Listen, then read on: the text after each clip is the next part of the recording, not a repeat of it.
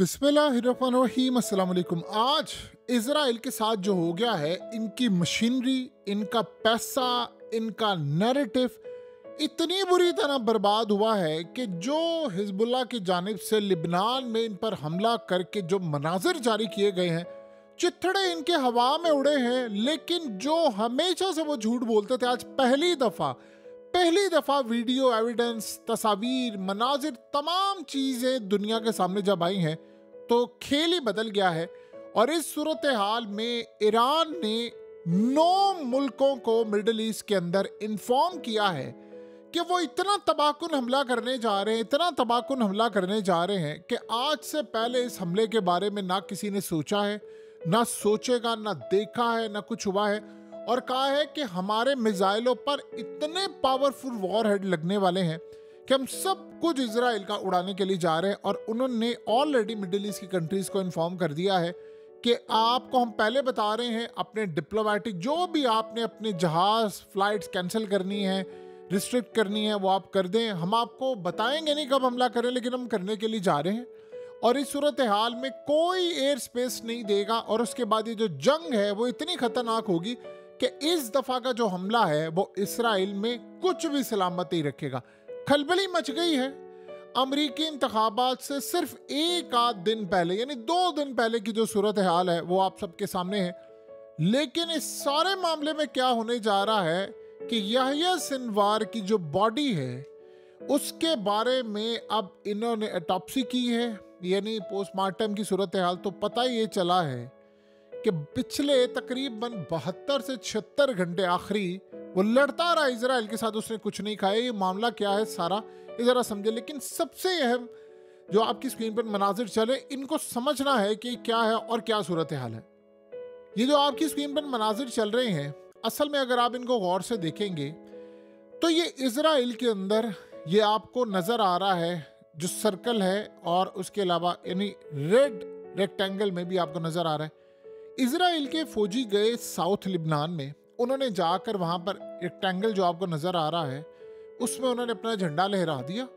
और नीचे ये सर्कल में सारे इजराइल के फौजी बड़ी तादाद के अंदर थे, बड़ी तादाद में, और कहा जी हमने इलाका फतह कर लिया है। अब होगा क्या, ये करने जा रहे थे वीडियो रिलीज। अब जाहिर सी बात है, आप जब लिबनान में जाएंगे आप झंडा लहरा देंगे, फौजी नीचे से आपकी वीडियो बनाएंगे। वीडियो बना रहे थे और ऊपर इनके फौजी थे, तो फिर क्या होगा? अब दुनिया को पैगाम देंगे हमने फतह कर लिया है लिबनान का इलाका, मुबारक हो, फलाना हो। देन आप गौर से देखें हुआ क्या है कि लिबनान की जानिब से ड्रोन्स और गाइडेड मिसाइल उन्होंने फायर किए। फिर सीन होता है जो आपकी स्क्रीन के सामने आया है। इजराइल के फौजी वहां पर जितने मौजूद थे उनको नहीं पता था कि हमें लिबनान के अंदर से वॉच किया जा रहा है, हमारी एक एक मोमेंट पर नजर रखें।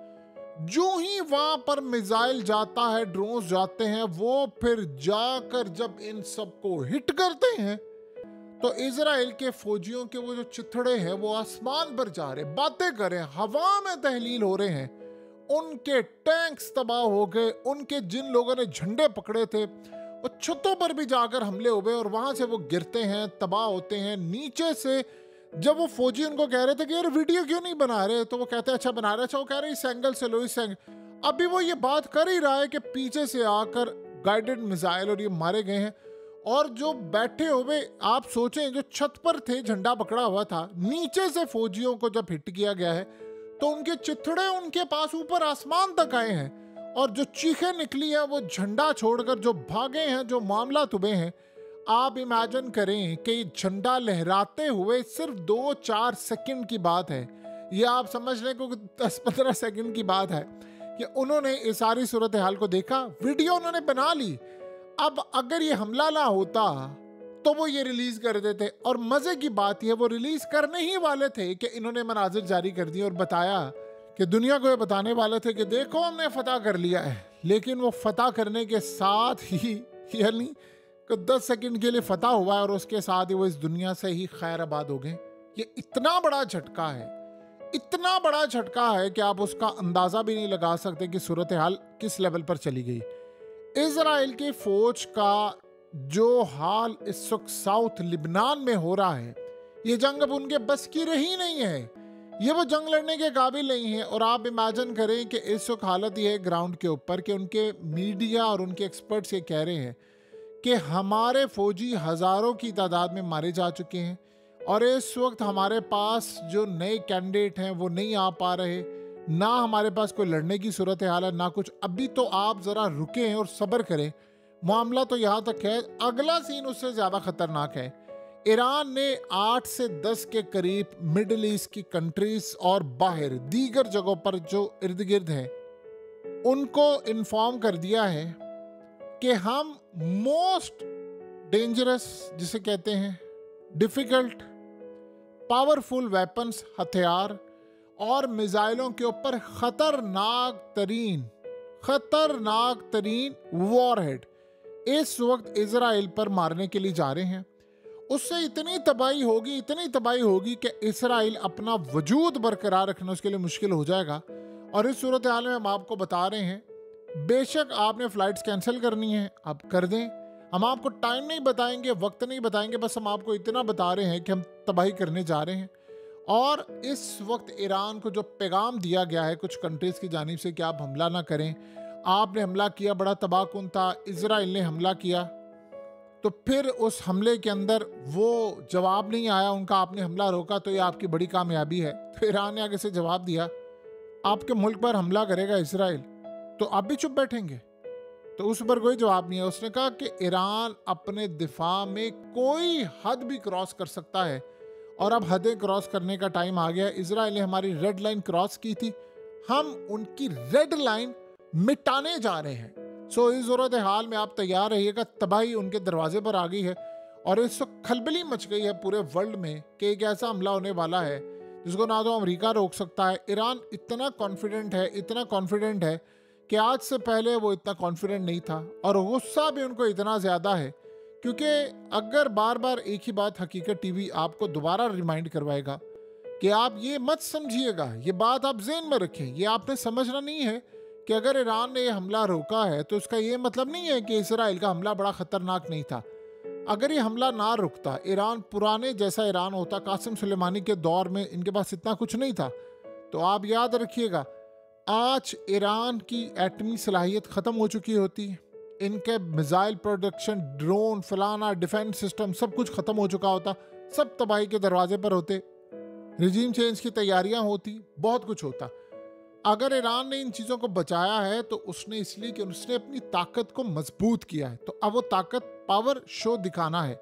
सो लिहाजा इस सूरत हाल में ये शो दिखाना बहुत ज़रूरी है क्योंकि इसराइल ने बाद में हमला करना। अब इसराइल के अंदर कह रही थी अपने S-300 और बड़ा कुछ तबाह किया ईरान का, इनके पास अब दिफा के लिए कुछ नहीं है। जिनके पास दिफा के लिए कुछ नहीं होता वो फिर दोबारा हमला नहीं करते क्योंकि उनको पता है कि इसराइल पर जब हमला करेंगे तो पलट कर वो हमला करेगा, जवाब देगा। और ऐसा प्लान है कि ईरान ने इस दफ़ा इनके जहाज़ गिराने का भरपूर बंदोबस्त किया है क्योंकि इनकी स्पेस में तो वो आए नहीं थे, आए होते तो वो गिरा देते। अब आप सोचें हैं कि लड़ाई के लिए उनकी ताकत कितनी है और इसराइल के खिलाफ लड़ने के लिए कौन किस हद तक तैयार है। इसकी आप मिसाल लें, इसराइल ने यहया सिनवार का, आपको सब पता है किस लेवल पर जाकर उन्होंने इसको मारने की कोशिश की। उन्होंने इसका आखिरी ऑटोप्सी की, यानी पोस्टमार्टम की सूरत हाल जो है, उनको पता ये चला यहया सिनवार आखिरी 76 घंटों तक, ये असल में इन्होंने अभी बड़ा कम बताया, यहया सिनवार ने आखिरी 76 घंटों से कोई चीज नहीं खाई थी, यानी वो मुकम्मल तौर पर भूखा था, न पानी था न खाने को कुछ था, लेकिन वो जिंदा था। अब आम रूटीन के अंदर आप इमेजिन कर सकते हैं कि कोई भी शख्स इतनी देर तक खाए पिए बगैर जिंदा कैसे रह सकता है, और वो लड़ रहा था इजराइल की फोर्सेस से आखिरी लम्हों तक। ये अब तक की बड़ी डेवलपमेंट है जो असल में इजराइल के ही मुंह से सामने आई थी। दुनिया को बता रहे थे कि जी देखिए एड आती है तो ये यहया सिनवार खा गया है, वो जी बड़ी लग्जरी लाइफ गुजार रहा है, फलाना था वो था। उस बंदे ने आखिरी 76 घंटों में एक पानी का घूंट नहीं पिया, एक लुकमा नहीं खाया। दुनिया में कोई शख्स बताएं कि जब आपको 76 घंटों तक खाने को ना मिला हो और आप लड़ाई कैसे कर सकते हैं। लोग कहते हैं कि आपकी बॉडी के अंदर एनर्जी ही नहीं होती तो आप लड़ाई कैसे कर सकते हैं। ये होती है किस लेवल पर आपकी डिटर्मिनेशन होती है, आपने लड़ना होता है। आप दुनिया को नहीं देखते फिर मामलात क्या हैं। सो इस वक्त की सबसे बड़ी डेवलपमेंट ये है कि इजराइल ने खुद दुनिया को बताया है कि वो बंदा हमारे साथ आखिरी दम तक अकेला लड़ता रहा, और इस सूरत हाल में जो हालात सामने आए वो भी आपके हैं कि किस तरह मामला किस लेवल पर जाकर उसने लड़ाई की, और इसराइल की फोर्सेस वहाँ पर लड़ाई कर रही थी, लेकिन उनको इस बात का अच्छी तरह इदराक था कि हम किस लेवल पर उन लोगों के साथ जाकर लड़ाई करें जिनको खाने को अगर एक हफ्ता भी ना मिले तो उनको परवाह नहीं होती, उनके पास ताकत बहुत ज़्यादा है। क्योंकि एक सिंपल सा कुलिया है, आप कम खाते हैं तो कम भूख लगती है, अब ज़्यादा खाते हैं तो ज़्यादा भूख लगती है, तो आपके अंदर बर्दाश्त की पावर भी ज़्यादा बढ़ती है। और ये इस दफ़ा इजराइल ने खुद दुनिया को बताया है कि वो बंदा अकेला आखिरी 72 घंटों तक हमारे साथ कैसे लड़ता रहा, 76 घंटों तक। ये भी एक अजीबोगरीब सूरत हाल है।